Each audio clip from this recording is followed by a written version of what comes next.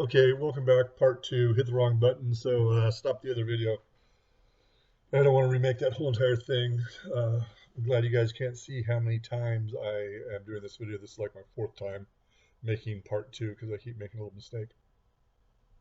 So, anyways, so when we're talking about producers, consumers, decomposers, we're talking about organisms in the ecosystem. Now we're going to kind of narrow it back down. We're going to start talking about the different kind of relationships that are primarily in uh, the consumers. They sometimes do fall out to the producers and decomposers, but there are basically four different types of relationships that we're going to talk about. The first one is predator prey or predation. Now, you may remember that earlier in the school year, we played a game called Oh Dear. And in Oh Dear, the object was for the deer, whichever one you were selected for deer, we're going to find its three needs that it needed. It needed water, shelter, and food. Um, so, I mean, that was a fun game. A lot of you enjoyed it. Into the game, I introduced the wolf. So the wolf was a predator-prey relationship. A predator-prey relationship is one consumer is hunting another consumer for food.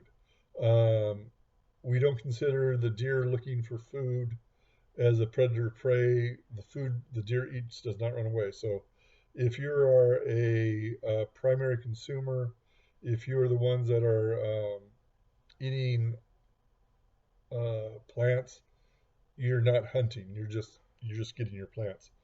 Um, so we're talking about like wolves going after deer. We're talking about raccoons going after fish or bears going after fish, something like that. That is a predator prey relationship.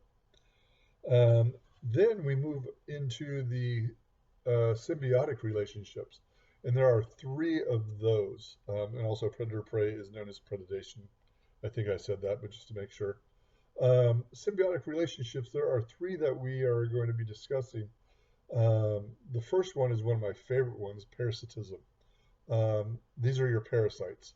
This is where one organism benefits, but the other one is harmed. Your mosquitoes, your ticks, your fleas, these are all parasites, tapeworms, different things like that. One will attach itself to a host and will take its blood or does something else that actually harms its host, the one that's living on, but it itself benefits because it's feeding. And, it's learning how, or it's getting its food, it's producing, um, it's not producing, excuse me, it's surviving, it's gaining energy, and so on like that. The next one is mutualism. Now, mutualism, just by the name alone, mutual, should give you a hint. This is where both of them benefit from this. So, an example is a tick bird and a cow.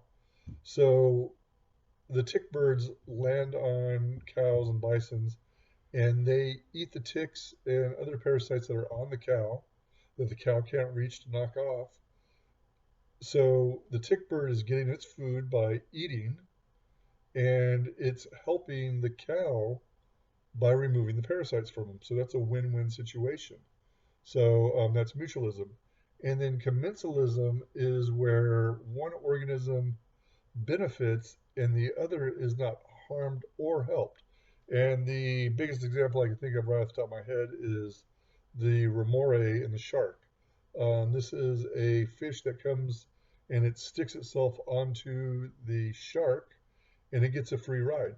The shark does not benefit whatsoever by the remora attaching itself to it, and the remora just gets a free ride. And really, who's going to mess with the remora when you're attached to a shark? A shark is going to protect itself. If it sees something coming after the remora, it's going to attack it. So it's a win-win situation for the remora, but it does not benefit or hurt the shark whatsoever.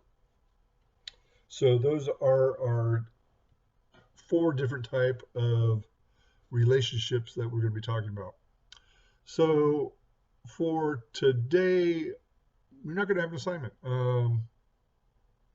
If you have not yet turned in your paragraphs, I want you to get caught up on those. There are going to be a couple more videos on relationships that I want you to watch. And there is a PowerPoint that I want you to go over. And I would ask you to transfer these things into your notebook, but just having the PowerPoint will probably be enough. It's not really a PowerPoint, it's a PDF of a PowerPoint. So go ahead and do those things, and we'll proceed on from there. All right, guys, have a great day.